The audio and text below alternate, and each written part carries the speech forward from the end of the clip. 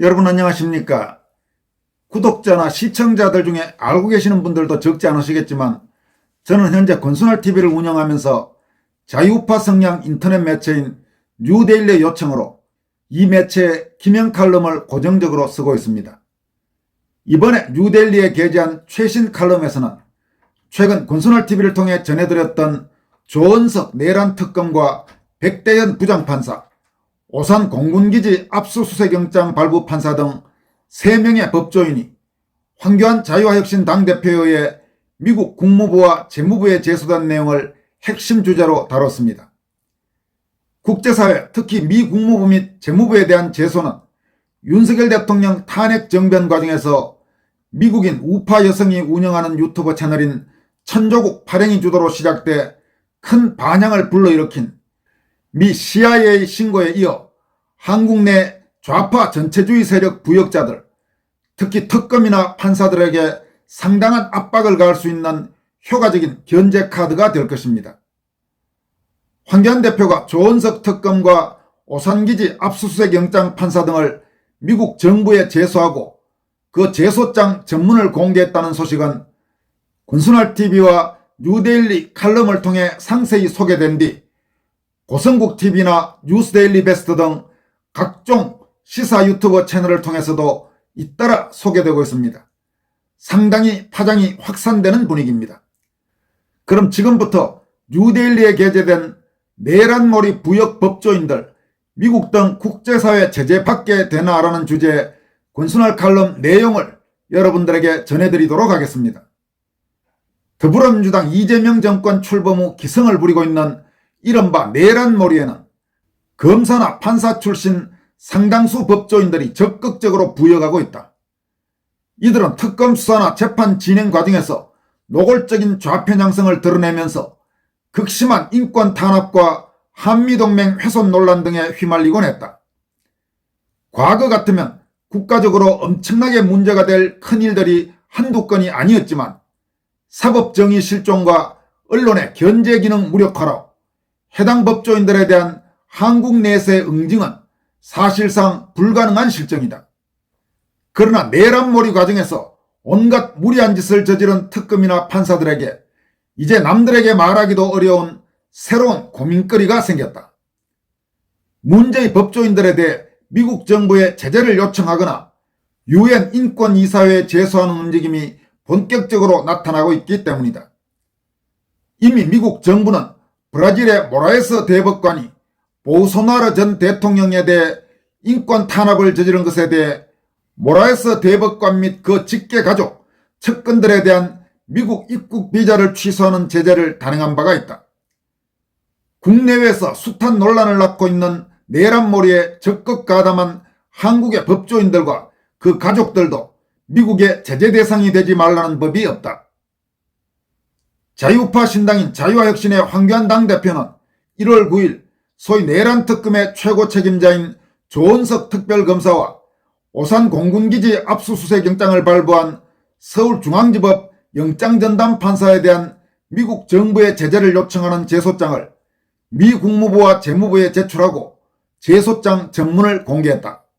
황 대표는 이보다 앞서 윤석열 전 대통령의 소위 내란 재판과 별도로 공수처의 윤 대통령 압수수색 과정에서의 특수공무집행 방해 혐의 재판을 담당하는 서울중앙지법 형사합의 35부 재판장인 백대현 부장판사도 미 국무부와 재무부에 제재를 요청하는 한편 유엔 인권이사회에도 제소했다.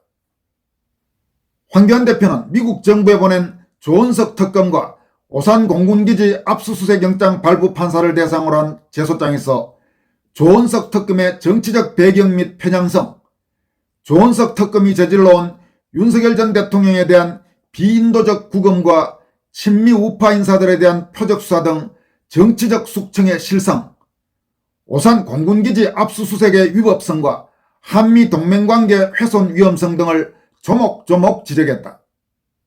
특히 도널드 트럼프 미 대통령이 과거 미국에서 정치적으로 편향된 수사를 진행한 잭 스미스 특별검사를 크레이지 잭 스미스, 즉 미친 잭 스미스라고 비판한 바 있다면서 조은석의 행태는 잭 스미스와 유사하게 정치적 목적을 위해 사법권을 남용하는 것으로서 트럼프 대통령이 우려하는 그러한 사법권 남용의 전형적 사례에 해당한다고 강조했다. 황 대표는 이번 건, 즉 조원석 특검과 오산 공군기지 압수수색 영장 발부 판사 건은 브라질 모라에스 대법관 사례보다 더욱 심각한 사안이라면서 미 국무부 및 재무부에 다음과 같은 내용의 제재 조치들을 요청했다.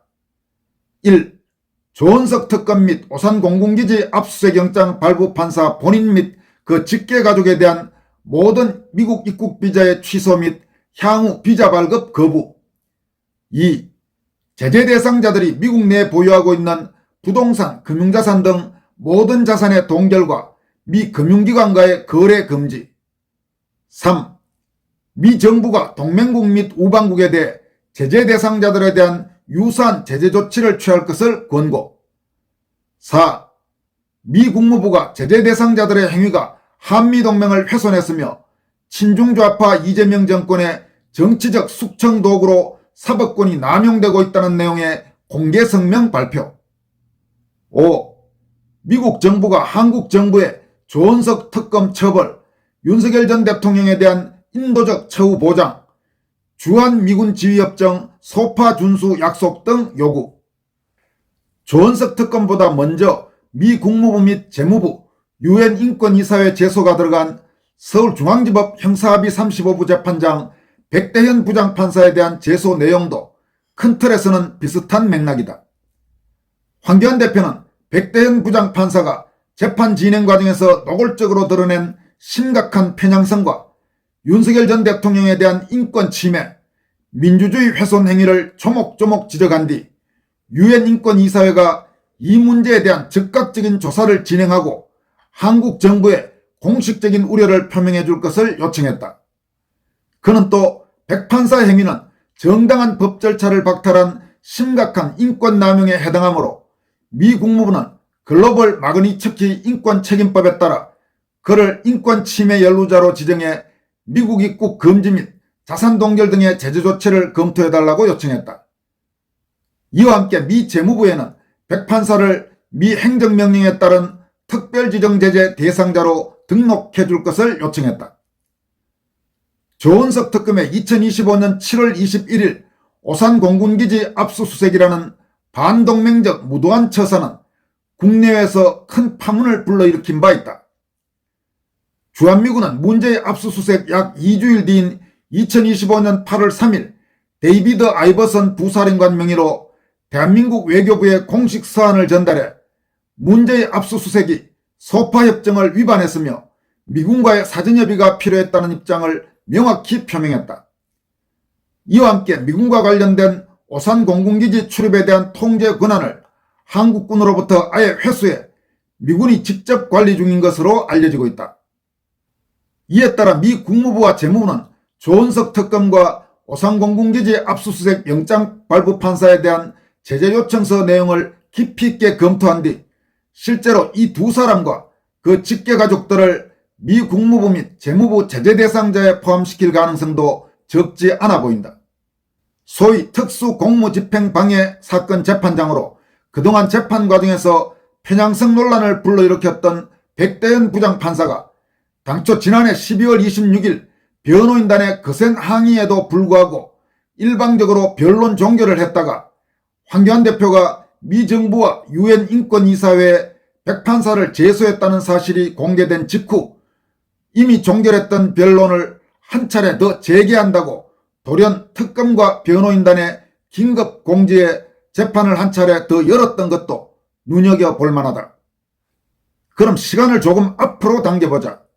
지난 2024년 12.3 계엄 이후 2025년 4월 4일 헌법재판소의 윤석열 대통령 탄핵 결정까지 이어진 탄핵 정변 과정에서 일부 연예인이나 회사원, 교수, 언론인 등이 노골적으로 탄핵 찬성과 좌편향 활동을 하자 한국인 남성과 결혼한 우파 성향 미국 여성이 운영하는 유튜브 채널 천조국 발행인은 반미 좌파들을 미 중앙정보국 CIA에 신고하자는 캠페인을 벌였다.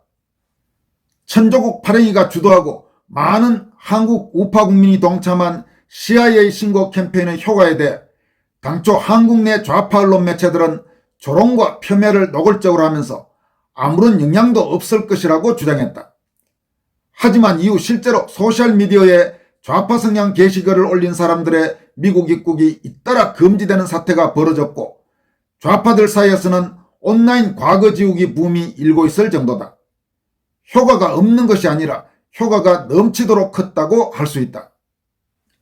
조은석 특검과 백대현 판사, 오산 공군기지 압수수색 영장 발부 판사에 대한 미국 등 국제사회 제소와 관련해 황교안 대표는 현재 대한민국 내에서 사법정의를 바로 세우기 위한 노력이 한계에 부딪힌 상황에서 국제사회의 관심과 개입이 절실하다라면서 자유와 혁신은 대한민국의 법치와 한미동맹을 지키기 위한 국제적 문제 제기를 계속하겠다고 밝혔다.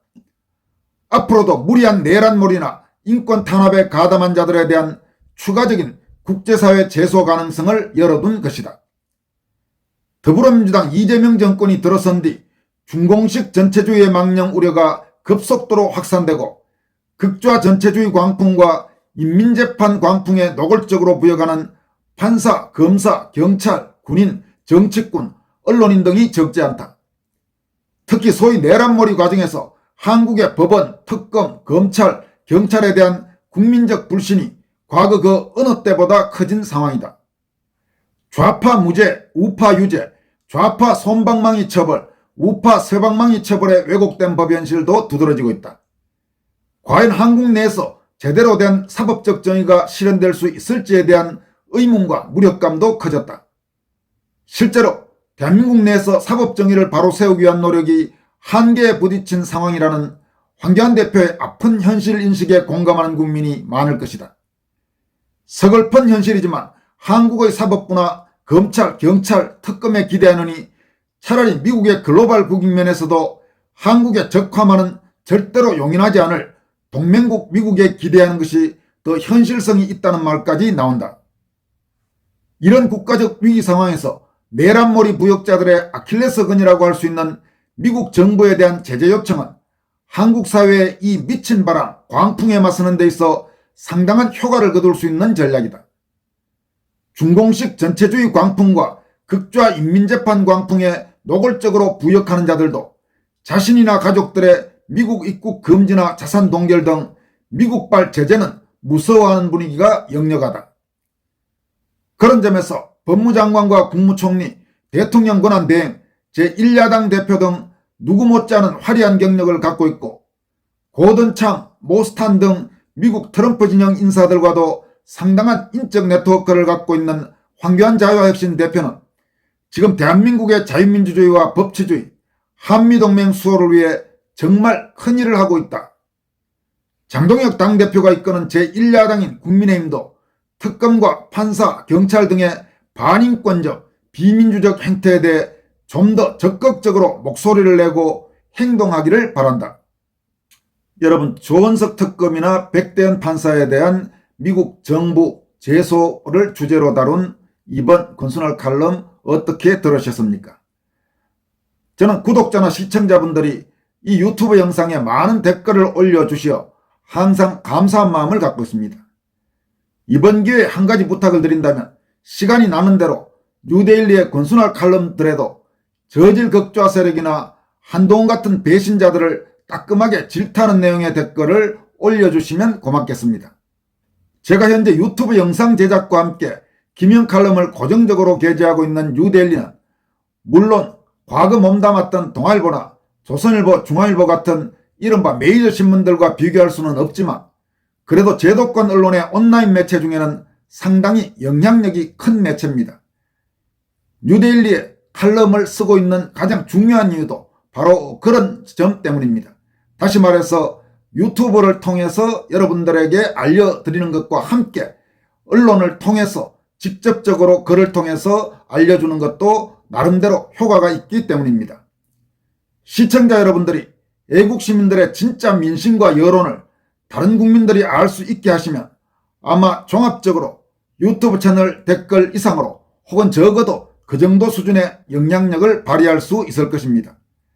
나중에 이 영상 댓글란에도 뉴데일리의 이번 칼럼을 링크해 놓도록 하겠습니다. 이어서 전해드릴 소식은 앞에 칼럼에서도 소개됐던 황교안 자유화혁신 당대표가 오는 6월 지방선거 날에 함께 치러지는 국회의원 보궐선거에서 경기도 평택을 보선에 출마 선언을 했다는 뉴스입니다.